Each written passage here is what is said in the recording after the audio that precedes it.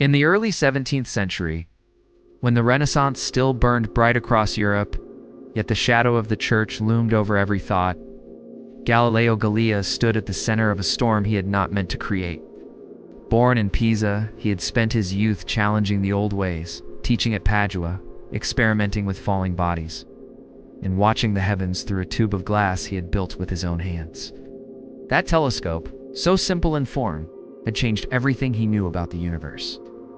He saw moons circling Jupiter, the phases of Venus, and the mountains of the moon itself, proofs that the heavens were not perfect spheres of divine light, but worlds like our own, moving, changing, alive.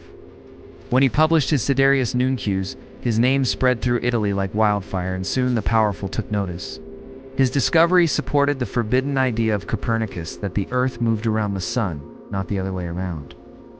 To Galileo, it was not rebellion but revelation. To the church, it was heresy. At first he believed reason and faith could coexist. He argued that the same God who wrote Scripture also wrote the laws of nature, and that to study the universe was to honor its creator. But the world was not ready.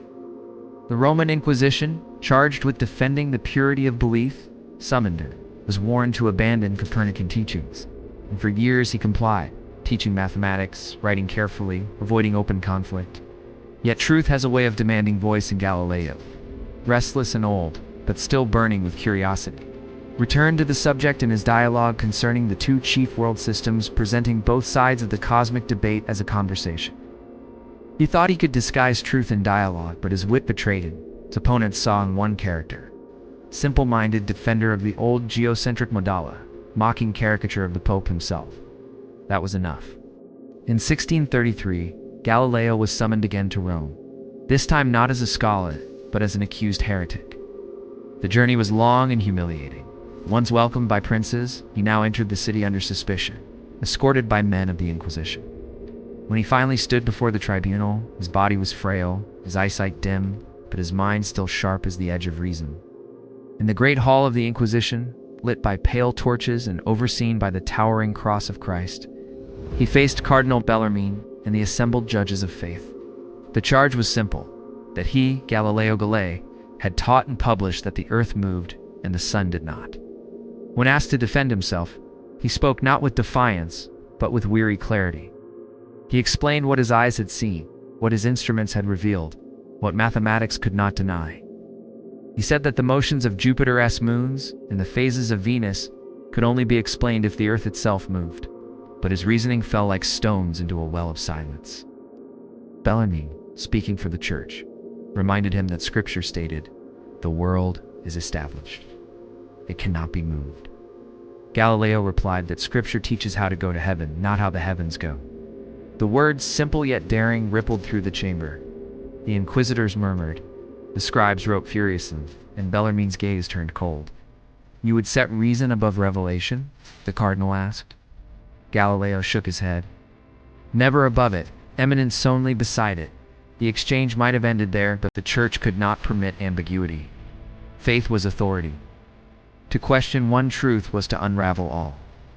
After weeks of interrogation, under the threat of torture and imprisonment, Galileo was told to abjure his teachings. He resisted at first. He argued that observation was not heresy, that the movement of the earth did not diminish God's power, but glorify. He pleaded for understanding, but the church heard only challenge. Each day the pressure grew. The tribunal reminded him of Giordano Bruno, burned alive in the same city for lesser defiance. Galileo had no desire for martyrdom. He was 70 years old, his body failing, his spirit torn between truth and survival. At last, after sleepless nights and endless questioning, he yielded. On a June morning, he was brought before the Holy Office, dressed in simple garments, his manuscripts confiscated, his name already stained. The official declaration was read aloud, that Galileo Galilei, for having held false doctrine, must recant. The words demanded not only that he deny the motion of the earth, but that he renounce his own reason. The hall was silent but for the voice of the notary, recording each phrase. Galileo's hands trembled as he took the quill. He read the declaration slowly, each sentence a wound. "I, Galileo, Galileo, abjure, curse, and detest the error and heresy of the movement of the earth. The ink bled into the parchment as he signed, and with that, one of the brightest lights of the age seemed to dim. The judges nodded in approval. Bellarmine intoned a final blessing, calling it an act of mercy. Galileo bowed his head, saying only, "I am your obedient servant." Then, as he turned to leave, leaning on his cane, something passed through him, a small, defiant spark that no decree could quench. His escort, a young cleric, led him toward the door. As Galileo crossed the threshold, he looked back once more at the tribune, and whispered almost to himself, Per se move, and yet it moves." The words were soft as dust, but they carried through history like thunder. Afterward, the church confined him to his villa at Arcetri, near Florence, where he would live the rest of his days under house arrest. There, surrounded by olive trees and silence, he continued his work. Blindness came slowly, but even when his eyes failed, his mind did not.